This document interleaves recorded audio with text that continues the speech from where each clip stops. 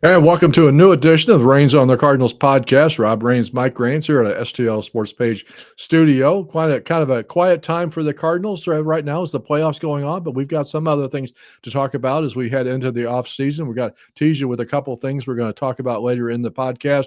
The new movie Soul on Fire that's out that we went and saw on Wednesday, and then of course we obviously college football well underway. Our good friend Brian Garner took us on a tailgate recently. We're going to have some highlights and teach you how to make 9 sliders at a time. So that was kind of fun. It was fun. Yeah. Unfortunately, you did not enjoy the game that we went to, but yes, it was a lot of fun. I enjoyed the game up until the last 4 minutes, but that's beside the point. Not a lot happening here in the offseason for sure, but some of that is due to MLB's regulations and not really wanting news announced during the World Series and things like that. So it will get busy as we progress. I do want to send out, before we get underway too far, some well wishes to a good friend of ours, a good friend of STL Sports Page, Mike Kaiser, who's in the hospital dealing with some medical issues. So we're wishing him the best and hope he has a quick recovery and gets back to action soon. So, Mike, we're thinking of you and praying for you and hoping for the best. So, speaking of the Cardinals, I do want to mention before we start too far along the way that the most recent main story that we've done on the website, stlsportspage.com, was a long, in-depth profile of Chaim Bloom, and I hope people have had a chance to read it. It's not a quick read because it's a long story, but I think it did get into some pretty good information and detail about him and who he is and what makes him tick. And I think everybody, as you kind of look ahead to the winter and the possible moves that he may or may not make as now being in charge of the Cardinals, I think it'll give you a little bit of understanding of who he is if you have a chance to read that story. Definitely a must read for anyone to understand kind of where he's coming from, where he's been, and his kind of vision and how he looks and forward to some of this stuff, right? And I think that's the question mark we all want to know is, what is Chaim going to do differently than Mo? And I think some people think that this year may not be as much because of the looming CBA contract and things like that. So maybe he's doing more in 2027. We don't know. We just kind of have to wait and kind of see how he puts his team together. I think one of the first things that we will hear at some point about the Cardinals is the makeup of the coaching staff at the Major League Club. At his introductory press conference, he did say that he expects most of the coaches to be back. I think we're waiting on a couple of things. Obviously, John Jay is a very close friend of Skip Schumacher, was on his staff in Miami when Skip was managing the Marlins. Now Skip, of course, has been hired as the manager in Texas. So I think that there's a chance that Jay may go back to work with him. We're waiting to see that. And then with all the managerial openings up, it seems like there's some possibilities of Daniel Descalso perhaps getting some interviews for a major league manager's job. So I think there's still a couple of things uncertainty there. And then of course on Thursday, you get a little tweak announcement on Instagram from our friend Yadier Molina. Well, and what's interesting about Yadi is he's making a small little comment on Instagram about how he's ready to get back into baseball and the coaching side of things, or even the manager side of things. And I think the really interesting thing to watch is Albert Pujols, because he's obviously interviewed for the Angels job. He's looking like he's going to interview for the Orioles job. And how upset would Cardinal fans be if Pretty Albert upset. is a manager not here and Yadi's his bench coach? Pretty upset.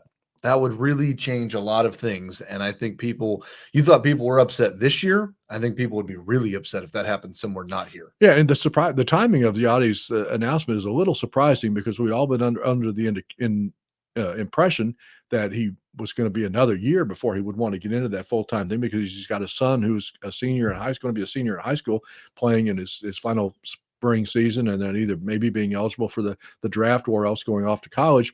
And he's kind of like the same situation that Matt Holliday was in with his sons. And remember, he took the job and then bolted about 3 weeks later because he decided he didn't want to make that time commitment. He wanted to be around his son. So we kind of all thought that was going to be Yadi's situation going into to next year as well. But sounds like that might not be the case. And I think the question is, for whoever hires Yadi, has to be, are you committed? Are you going to show up? Are you going to be there? To me, you want to make an impact on this current Cardinals club really quickly and change a lot of things. You make Yadi the pitching coach. Mm-hmm. And I think you would see a lot of change really quickly, because why were so many of these pitchers so good for so long here? We could get by with a mediocre pitching coach, in my opinion, because Yadi was the one coaching that staff. And if you want to bring up some of these young guys and make them be there, Yadi's the perfect candidate to do that. Don't you think, though, too, no matter what his role, official title or whatever would be as a coach on the staff, he would have a big influence on the pitching side of things. He has to, right? Yeah. It wouldn't no matter what team be as the pitching coach. He could be, as any role. And I think as a lot of people say, and we've seen evidence of this, that catchers typically make the best coaches and managers, right? Because they're kind of the, for lack of a better word, quarterback of the defense when they're out there. And anyone that knows Yachty knows that he was calling his own game. No pitching coach was telling him what to do. No manager was telling him what to call. He was doing it. And I think that's what made so many guys so good for so long. And so we could get away with guys maybe not tweaking the pitching staff as much. And I think that's where we struggled this year, right? Dusty Blake couldn't correct Palante, and he couldn't correct Michaelis, and he couldn't correct Fetty. So can we go through another year of that? I don't know. Yeah, I don't know. It'll be interesting to see. So obviously, we're going to be watching to see if there's any news around that situation in the next coming weeks here to know what's going to happen for next year. Speaking of news from the week, I think one of the more shocking stories that's come out, and does involve a former Cardinal manager, is in what happened with Mike Schultz in San Diego. A sudden announcement that he was retiring from managing the Padres after leading that team into the playoffs 2 years in a row, 90-plus win seasons both years, and kind of a surprise that he decided that he wanted to walk away. But it definitely was a surprise. And first and foremost, we want to make sure that his health is okay and that he's, in a good condition, because he mentioned in the, one article that he talked to reporters about was he was just mentally drained and tired and just couldn't do it anymore. And I think as you've mentioned, it takes a lot out of you to be a manager and be that intense. We know Mike very well. He's been a guest at our Rainbows for Kids charity galas before in the past. It helped out with the baseball team in the years that he was the manager, and knew him first when he was managing the minor leagues. And I have the utmost amount of respect for Mike and the job that he does. And I think, I did talk to somebody on Wednesday who's very close to Mike, and I think that what has been reported publicly about being tired and just not having fun anymore, I think that's a correct statement. I do think that he just decided it was better for his own mental health, his own well-being to step down from that job, because he was not having fun. He was no longer fun. It was not, an enjoyable situation, and it was wearing on him, and what it was doing to him physically and mentally, and he wanted to get away from it. So I think there's nothing more than that. And I think some people, the stories that are coming out about the relationships that he had with his coaches and other staff members and not getting along, I think that happens everywhere. And I think it's only when something happens on a scale like this that you hear about those stories. And I tend to think, when I hear some of this and looking back at the situation in St. Louis and now in San Diego, I think that he probably did have those relationships that were tight and hard because he's an intense and competitive guy. And I think that what caused the problem there is maybe his mental health wasn't all there, and maybe that's where he was having some trouble, and maybe caused some tension to argue with some of these guys. And I think that's where you're not having fun, right? When you have tension and problems with the guys you're working with. And I think it comes down to this. I think Mike was a very caring individual. He wanted the best for everyone. He was a tireless worker, and he wanted everybody around him to be as competitive as he was. I mean, we've all been around competitive managers before. Nobody was more competitive than Tony La Russa. I mean, you ask Tony before a game, how you doing? He said, "I'll tell you at 10 o'clock." Meaning whether they won or lost the game. I mean, that was the environment that and Mike and Tony are very close. So I think the problem, if there was a problem, and there's always two sides to every story, and we weren't in the meetings, we didn't see discussions between the coaching staff and the other support staff and the manager. So what actually happened in those meetings, we don't know. We can just speculate. But I think, knowing Mike as I know him personally and as a friend, I think my own impression and my own understanding of the situation is he wanted his coaches to be as dedicated to being 100% competitive and successful as he was, and wanting the best out of everything. And he just didn't get that support from the coaches. They didn't match his care and his level of wanting everything to be the best it could be. And I think when the coaches aren't getting along with the manager, that's where it sheds a little bit of light on probably why he was let go here in St. Louis. The Cardinals have stuck by the word of philosophical differences the entire time, which doesn't make any sense for somebody who's with the organization 31 years. But regardless, I think, it sheds a little bit of light on why he was probably let go, if there was tension in the background between some of the coaches that we didn't know publicly. The one thing I will say that I think was interesting about Mike, and I think there's, kind of can look behind take the curtain down and look behind it a little bit, is when Tony La Russa was managing the Cardinals, one of his best friends, and one of his best friends to this day, is still Dave Duncan. and they had a very close relationship, working relationship, as well as a friendly relationship. I don't think Mike, either here in St. Louis or in San Diego, ever had a coach or coaches on his staff that he was that close to personally. Why that was, I don't know. But I think if he'd had somebody that was more of a sounding board to him on his staff, maybe there could have been a buffer for some of those situations. That's a good point about Tony, because if you think about it, Tony was probably snapping off at Dave, and Dave knew how to handle him and calm him down.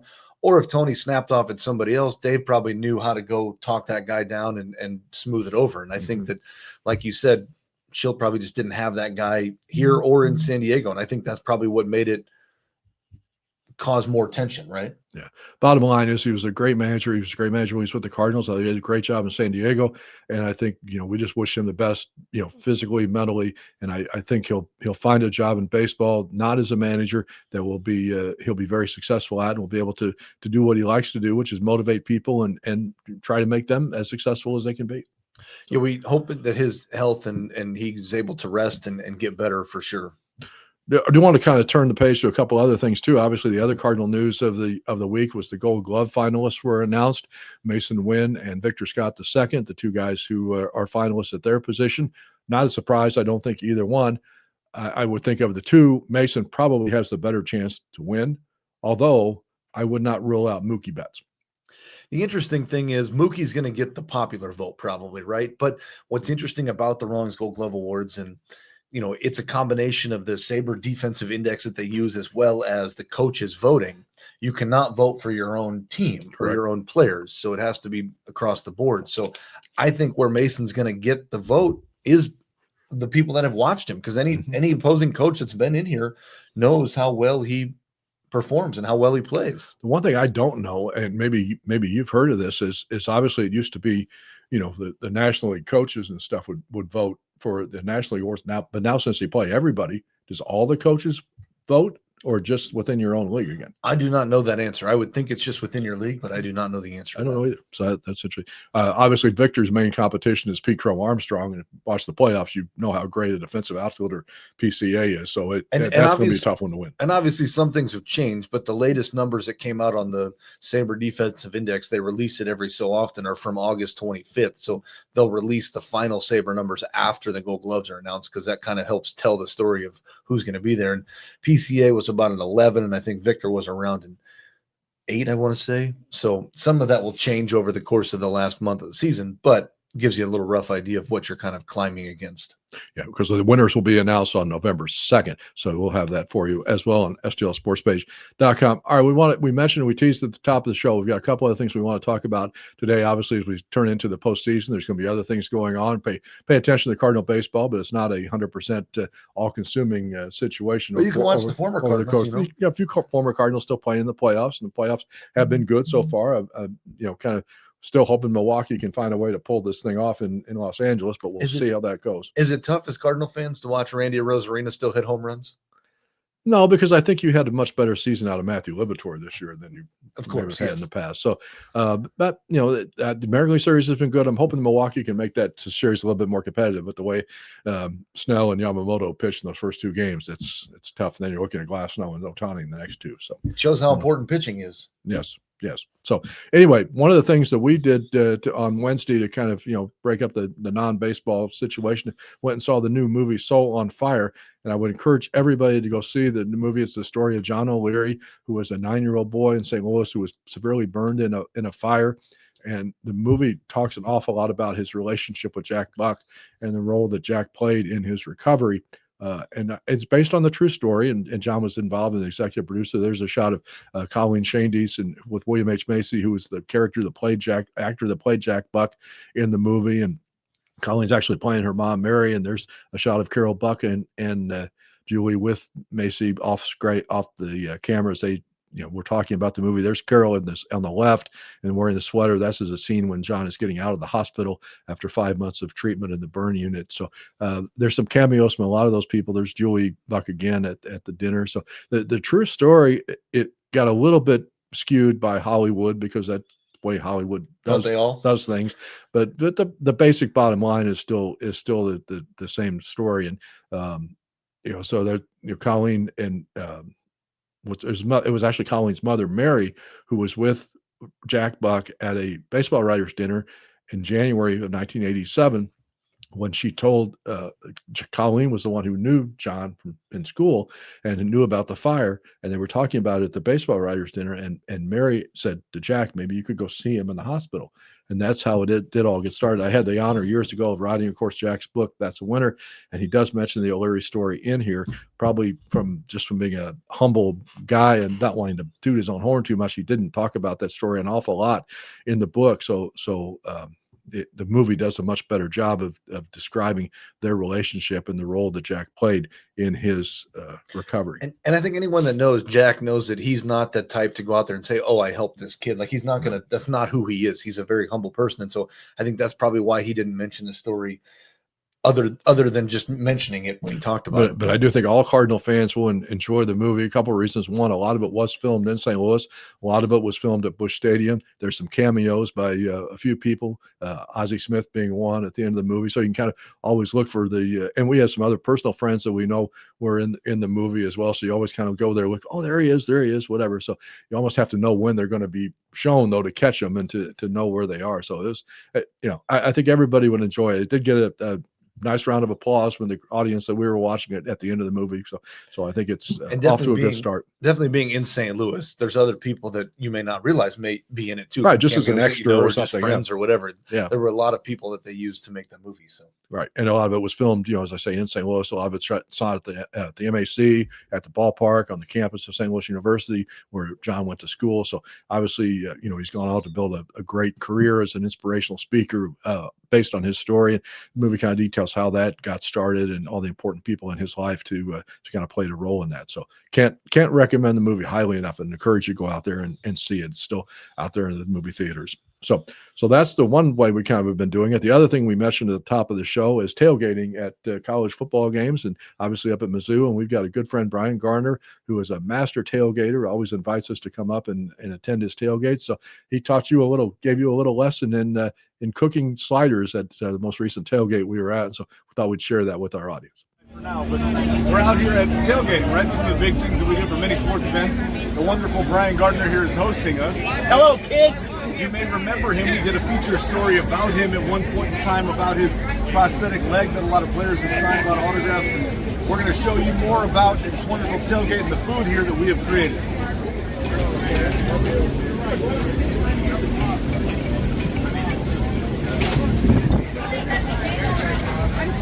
This looks great. What are we cooking up here, Brian? We're doing some cheeseburger and some hamburger sliders.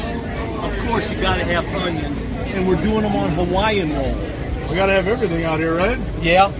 And to simplify, I've never done these like this before, but I thought, what's gonna make it easy for me?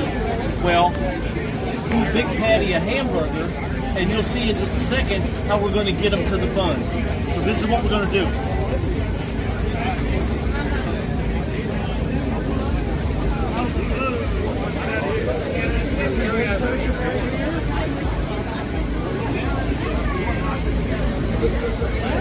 You got this all figured out, don't you? You got to try.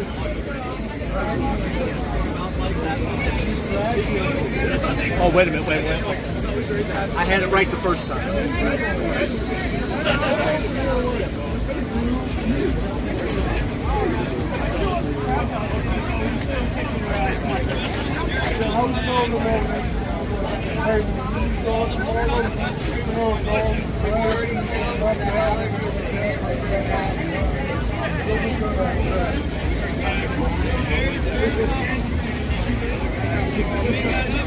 These look great.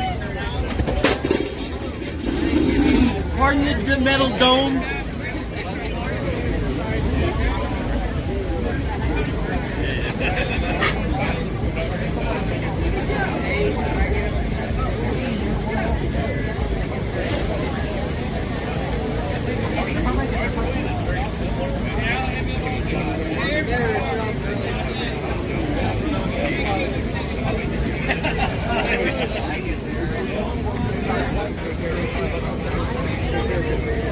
We're out here with the king of tailgating. He's got a little bit of everything. Those are delicious. Very good. Well, at some point here, we're going to have to put Brian on the spot and have a STL Sports Page tailgate somewhere that we can all hang out and try this delicious food. We can make that happen.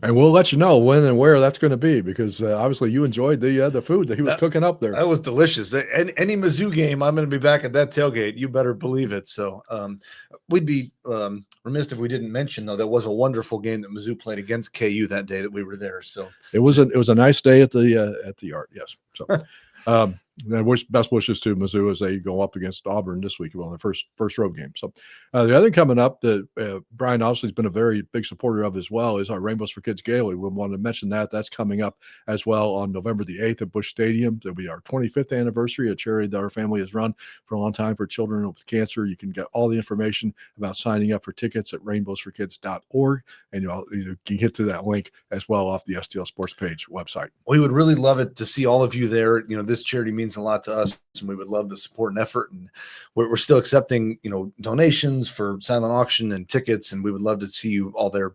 Rainbowsforkids.org for all the information. And we've also already got a couple of tables of STL Sports Page readers and viewers that are getting together to come to the event, and they've supported us in the past as well with our trivia nights and the last gala we had a couple of years ago. So encourage everybody to find out more information about it. We would appreciate that. So we'll see what happens in the rest of the playoffs. Then the World Series. We'll be back, obviously, as news happens, and we'll have some interesting things to talk about here on the podcast. Thanks to the Drury Hotels and all of our other great sponsors for making all of our content free, not behind any paywall. So appreciate all of their support, and appreciate you for checking out this edition of the Reigns on the Cardinals podcast. It will be a Brewers Mariners World Series. That's your prediction. Wow, the Brewers going to come back being down 2-0. Brewers are coming back. Okay, you heard it here first. Mike Raines with the prediction. So we'll see if that happens, and we'll be back with another edition soon here of the Reigns on the Cardinals podcast on STLSportsPage.com.